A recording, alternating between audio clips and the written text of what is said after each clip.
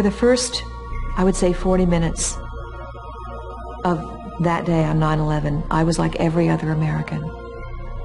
New York City was my hometown. I raised my daughter there, and I was shocked and scared and bewildered.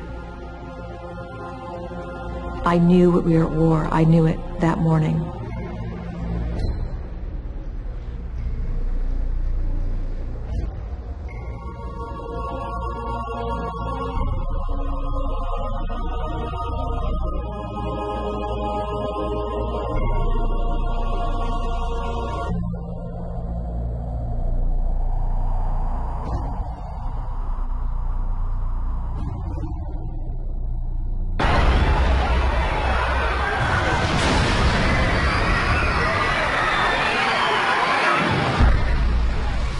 Look, the 9/11 Commission was very clear in 2004 when it questioned the fact that several administrations, the academic elite, the media elite, did not inform the American public that we were at war.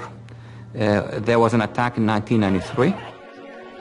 There was a first declaration of war in 1996 by Osama bin Laden. He renewed that declaration in 1998. He attacked during the summer in Africa and East Africa, again in Yemen with the USS Cole in 2000, and on 9/11. After one whole decade of attacks, barely the United States political establishment acknowledged the fact that we are at war.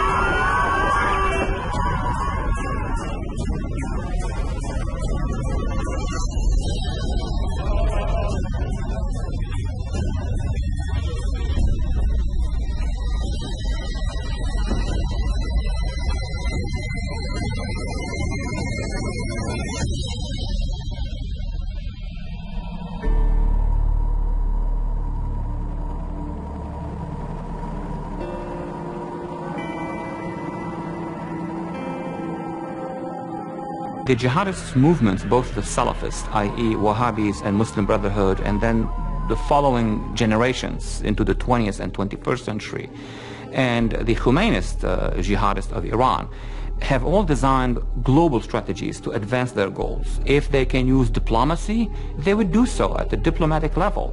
If they can advance it by military activities, as was the case in Sudan, for example, they would do so. If they can use petrodollars, then they would do so. Jihad is the principle. Jihadism is the ideology. And the methods would be as diverse as one would find in geopolitics. Since the inception of the movement, the Ikhwan al-Muslimin, the Muslim Brotherhood, in the mid-1920s of the 20th century, their founders were very clear.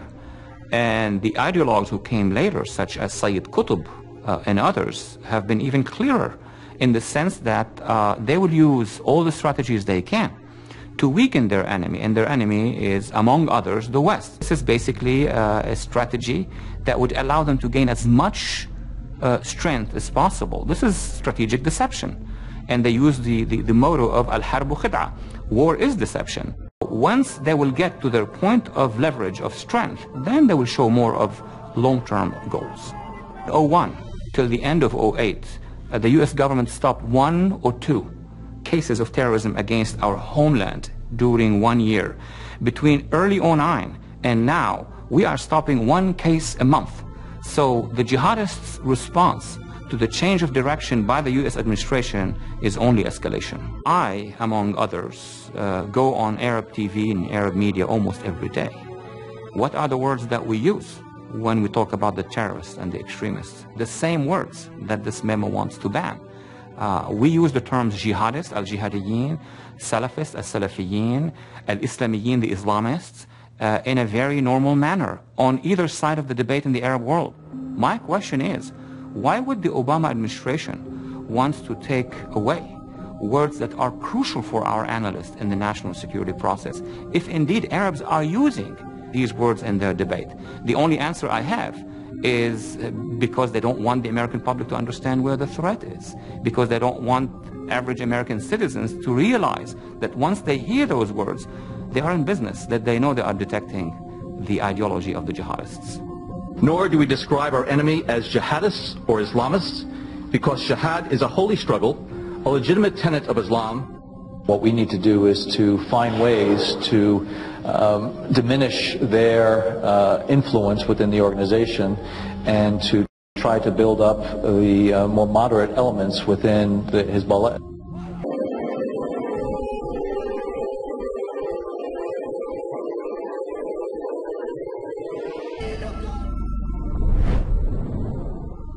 The red flag is that the capacity of the United States national security apparatus to detect the jihadists in the early stages, that capacity is out. Abdul Muttalib, the Christmas Day bomber, was blogging about his jihadi views since 2005. But since we have a policy in the United States now not to look at blogs, not to look at ideology, not to basically look at these very words that were important for us, we missed him. We only met him when he was about to blow up the plane. That is a direct result of the policy that we are having now in the war of ideas.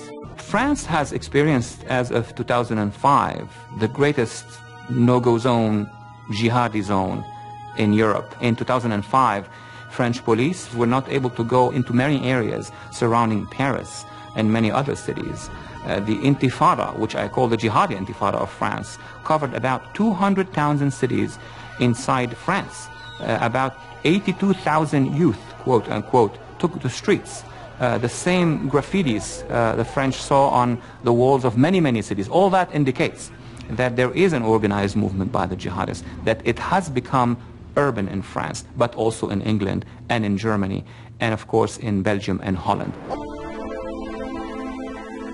In a general assessment, in 2010-2011, the Islamists and / the jihadists are winning the war on terror, because nobody is stopping them, because we have decided to withdraw from these battlefields, and most importantly, we have decided not to identify the ideology of the enemy. So no doubt about it, they're going to win, until we're going to have a national leadership who understand that you need to identify the ideology, educate your public, and reach out to your partners in the Arab and Muslim world.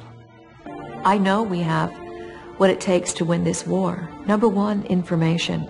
The American people, when they have the right information, always do the right thing. And I think that there is nothing more powerful than an American citizen armed with facts.